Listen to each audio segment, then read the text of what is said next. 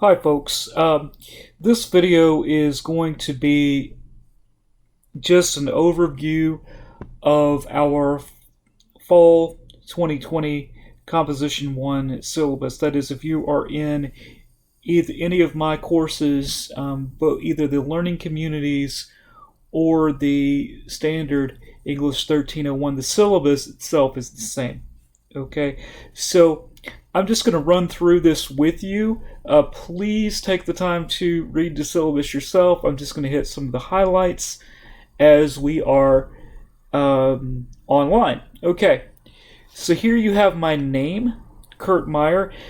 This is very important. This Zoom code, you'll enter to connect with me on Zoom when necessary, either in our weekly chats, which will be entirely optional. I'll get to that in a moment. Or if you arrange an appointment with me and you want to connect with me on Zoom, this is the code that you will use. Okay. Then I have this phone number here. Please, you are more than welcome to text me at any time. Don't call me directly unless it's an emergency or we've made pre-arrangements to do so. Okay, but you can text me at any time with this number. Okay. My email address, these email addresses are exactly the same. They go to the same place. Okay. And then office hours, quote unquote, is going to be by appointment on Zoom. Okay, so if you need to speak with me, text me, email me, and ask to connect via Zoom. Okay, that's the easiest way to go about it. So English 1301, what is it? So we're going to introduce you to college writing via a real exploration of what kind of writer you are, what has gotten you to the point that you are now in your understanding of writing. How do you want to develop that? What kind of writer do you want to be? And so on. And you'll also have an opportunity to really delve into various aspects of your personal history, right? And what makes you you in some ways. We're gonna take a look at some of those aspects of life, and you're going to respond to them in writing in various ways. Okay, and you're going to take a real look at, when we say the term audience, what are we talking about, and so on and so forth, right? So, very important point, big and bold.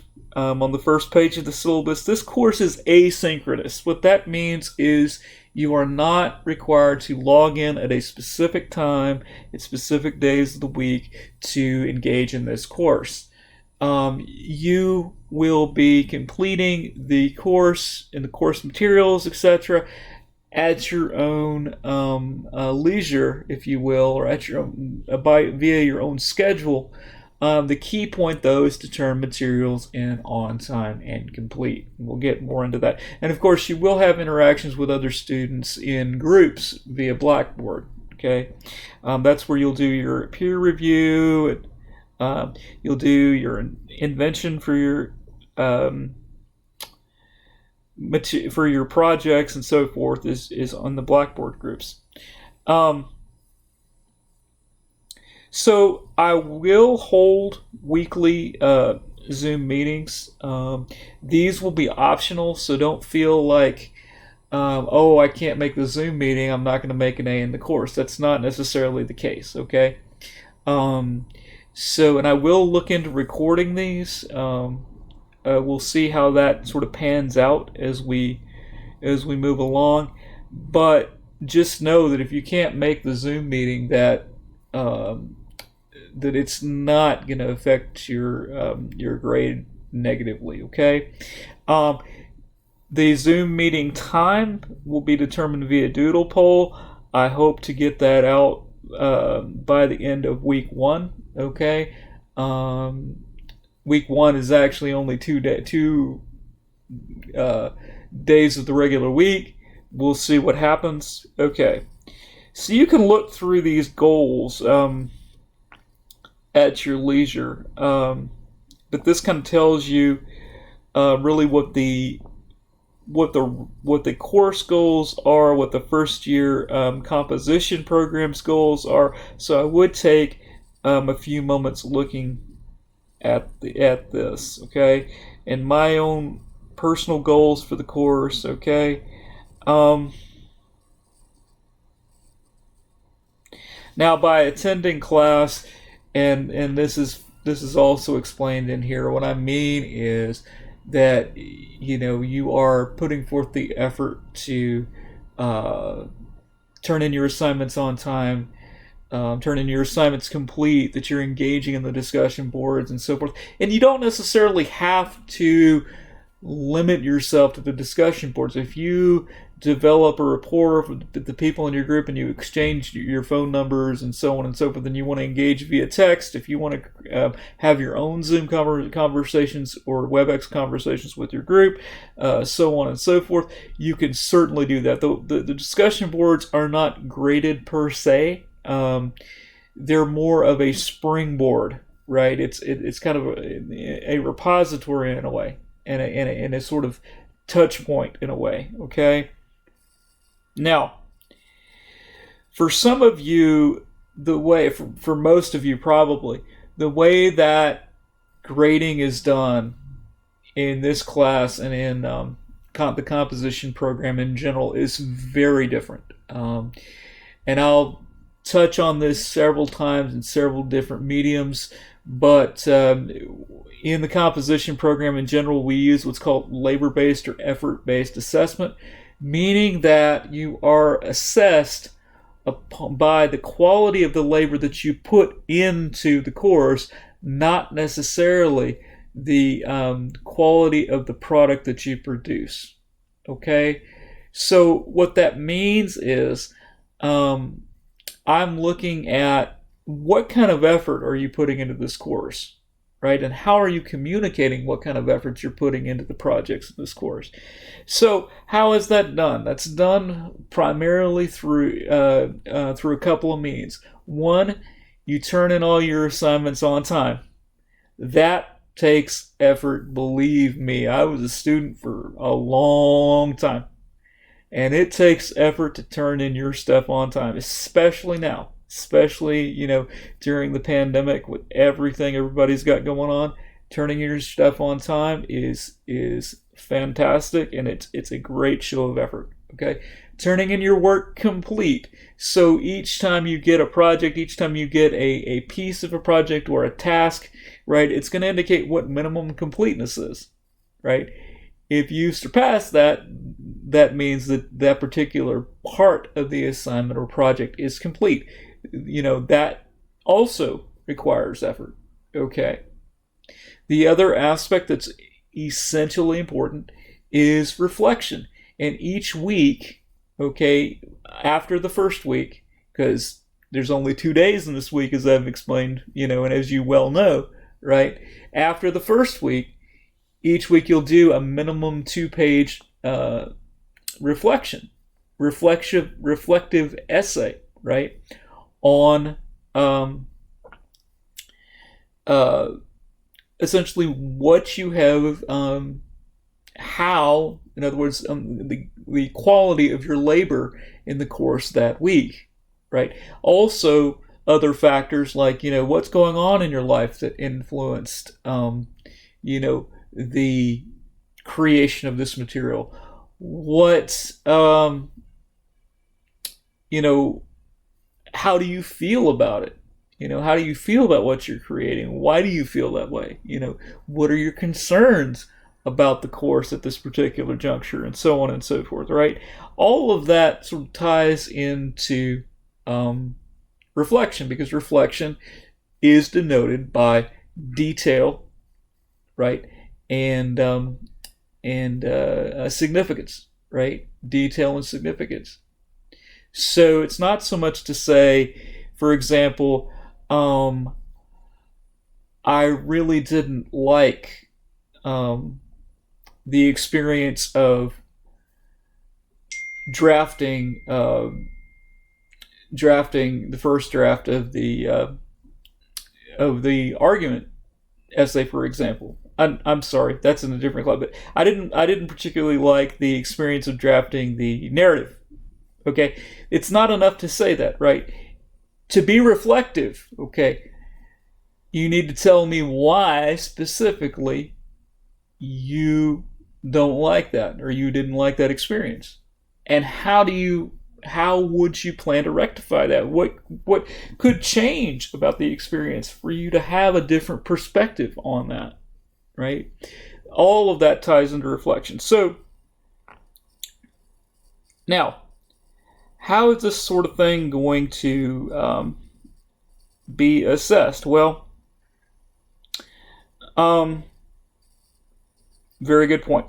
So on Blackboard, I will be indicating numerically the quality of your labor through these numbers. Now, these are not numerical grades in the traditional sense. These are symbolic. Okay, if I could put little happy faces and stuff, like they do on Facebook, where it's like, if this applies to you, put a happy face. If this applies to you, put a sad face, whatever. If I could do that in Blackboard, I would do that. But I can't do that in Blackboard. I've got to use numbers. So a 5 is complete, and so on and so forth. And this little cheat sheet here on page 4 explains to you what's what with regard to that. Basically, you can have up to 4 late assignments, or a combination of 4 late and 4 incomplete assignments, and still make an A in the course, because it would, if I were to average that out, it would be like an 89.5, right? Okay, so that, and what late means within 48 hours of the original due date, okay? Beyond that, if you turn something in after 48 hours but within 2 weeks of the original due date, that becomes a missing assignment. You can have 2 of those, and so forth. Here I still have a note about absences. This is a carryover from when classes were in person. Don't worry so much about that. So, and again, let me backtrack a little bit. What this embolded text here essentially is trying to convey to you, and I'm going to repeat many, many times, okay, is that the key to excelling in this course, and indeed excelling in any and all of your courses, right, is communication. If you are having an issue, if you don't understand something, if something's going on, and please reach out at the earliest possible convenience to convey that. Okay, please try not to do it after the fact, right? Because it is far easier and far more professional and considerate to take action prior to or at the beginning of a uncertain situation than after the fact. Okay? So, and it may be something as simple as a 2-sentence email or text, right? And I'm not asking you, I'm not telling you that you have to convey the most uncomfortable details of your life in order to salvage your A in the class. I am not saying that at all. I am not going to ask you for the intimate details necessarily. I trust you, each of you, as scholars, as people with integrity, as intelligent people, right, to, exercise your best judgment. And I trust you that you're not going to manipulate me in that fashion, okay? I convey to you that courtesy until you give, unless and until you give me a reason not to, okay?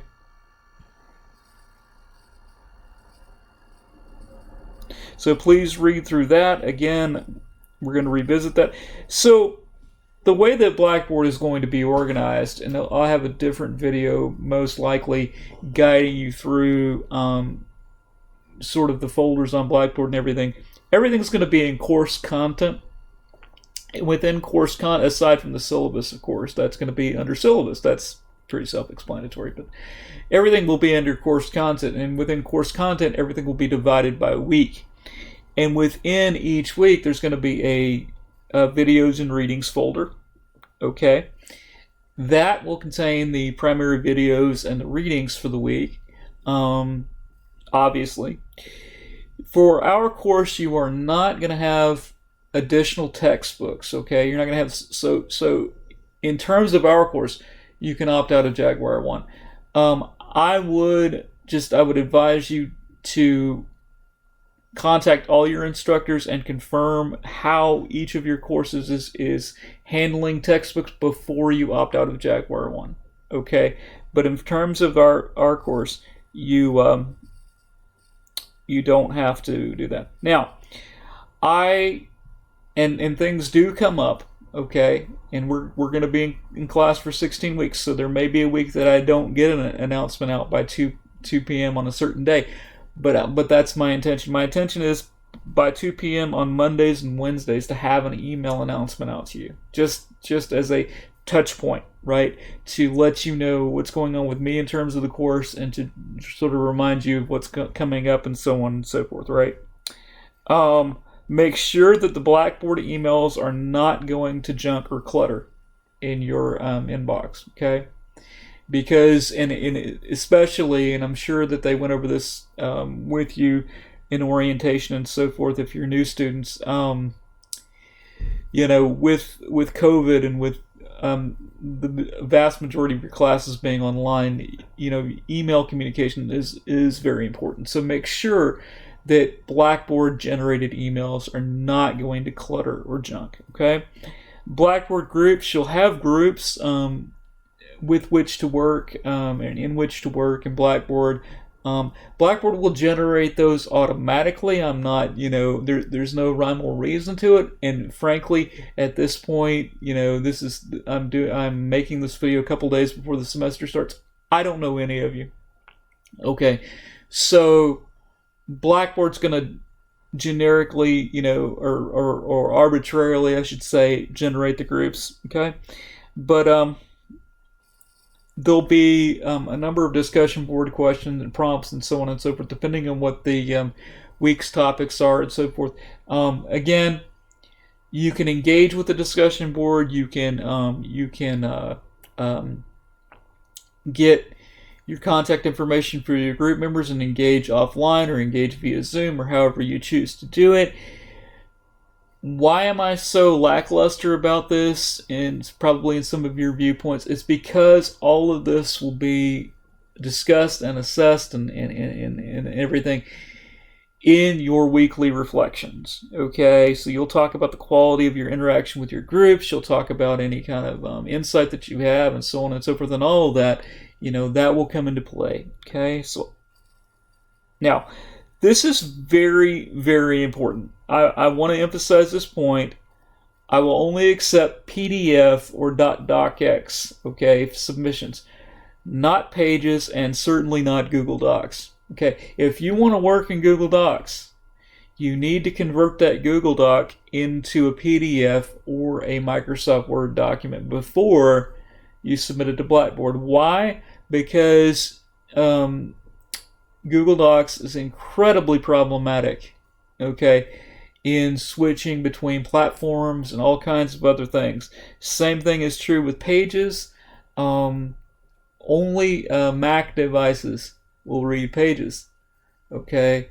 That's a problem. Pages, though, has a PDF generation function in it, so you can work in Pages if you have a MacBook, whatever, and then convert that to PDF and submit that, okay? And here this explains that your submission links will be in your weekly folders, okay? So when you look on the syllabus and it says that a particular item is due, if it's something that's due for assessment and it has a due date and time with it, that submission link will be in that week's folder, okay?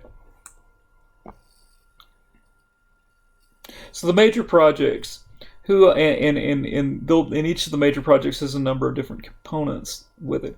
So the who I am narrative, you're essentially going to be, and don't worry, you'll get additional material on this, but you're essentially going to be looking at describing, narrating, telling the story of a particular moment, a particular event that is significant in terms of who you are today, right? And there's a number of different options that you'll have for that. The profile project is going to be, it's an investigative project. You're going to search for the answer to a particular question that you have. And to get the answer to that question, you are going to profile somebody. And so we'll get all into that. Again, I've been talking about the weekly reflection essays. I'm not going to just throw you to the wolves with that. Each week there'll be some guided questions that relate to the topics for the week and so forth. So if you're having problems sort of coming up with ideas, you'll have these guided questions. The reflections are essays, okay? They're not just answer 1, 2, 3, 4, or whatever, okay? They are essays. So you will craft essays for these reflections. That's an important point. So you'll have, essentially, it says multiple drafts, but you'll have 2 drafts for each of the major projects, okay? Peer review.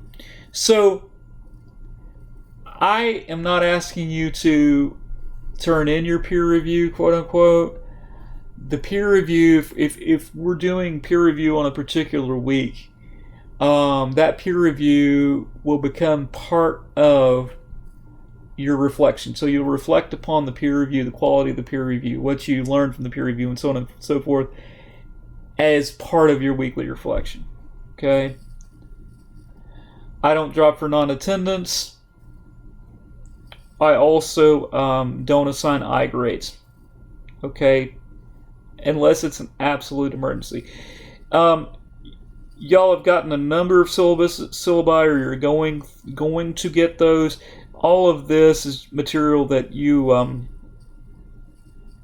see on all your syllabi pretty much. Do take note of the Writing Center, counseling services, and also Office of Disability Services. It's an important point to note that if I don't have a letter of accommodation for you, technically I cannot provide accommodation, right? So I need that letter from Disability Services if indeed you need a certain type of accommodation. 6 drop rule, I'm sure they went over this with you in orientation if you're a new student, but according to the state of Texas, you may only drop 6 courses as an undergraduate. Now, I do not know if this is in effect during COVID-19 or not, but better to be safe than in a precarious situation. So keep in mind that technically state law says you can only drop 6 courses as an undergraduate. Student rights and responsibilities, you should be familiar with this. Important dates in the term, okay? And again, you can see, just move, this is our schedule. You can kind of see moving through the schedule. I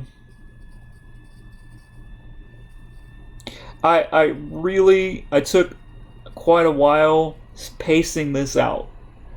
So the way that this is paced out, if you do the assignments on time, okay, you should not become overwhelmed by this course. This course is a course about exploration. It's a course about challenging yourself.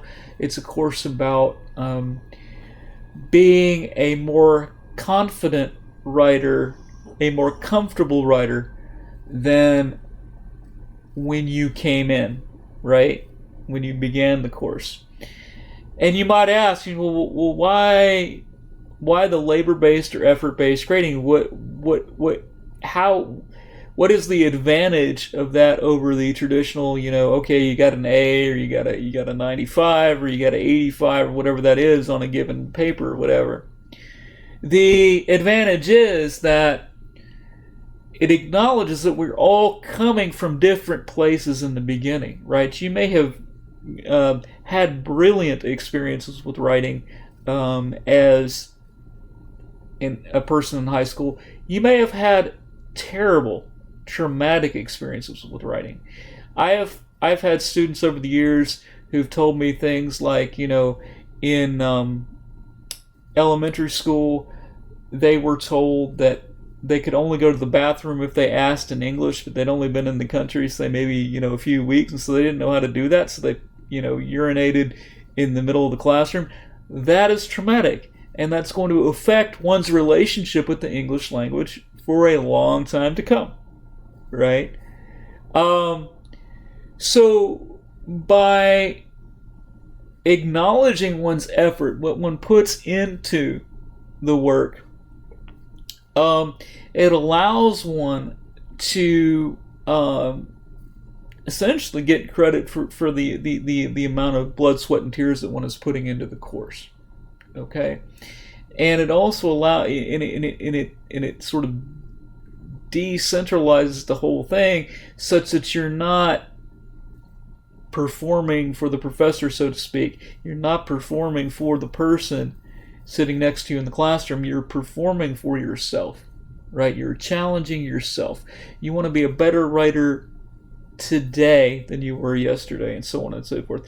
Now, that's not to say that I'm not going to ask for incremental improvements. I am. As we move from a initial draft to a final draft, quote unquote, I'm going to ask you to make improvements and to indicate improvements based on peer editing, based on my feedback, and so on and so forth, right? So it's not like I'm going to say, oh, well, you don't have to make improvements. No, I'm not saying that at all.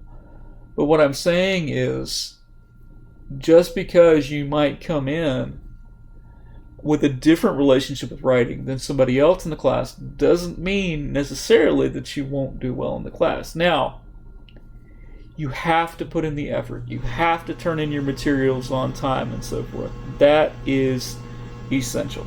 Okay? All right. I am going to end this video now, and I shall talk to you later. Thank you so much.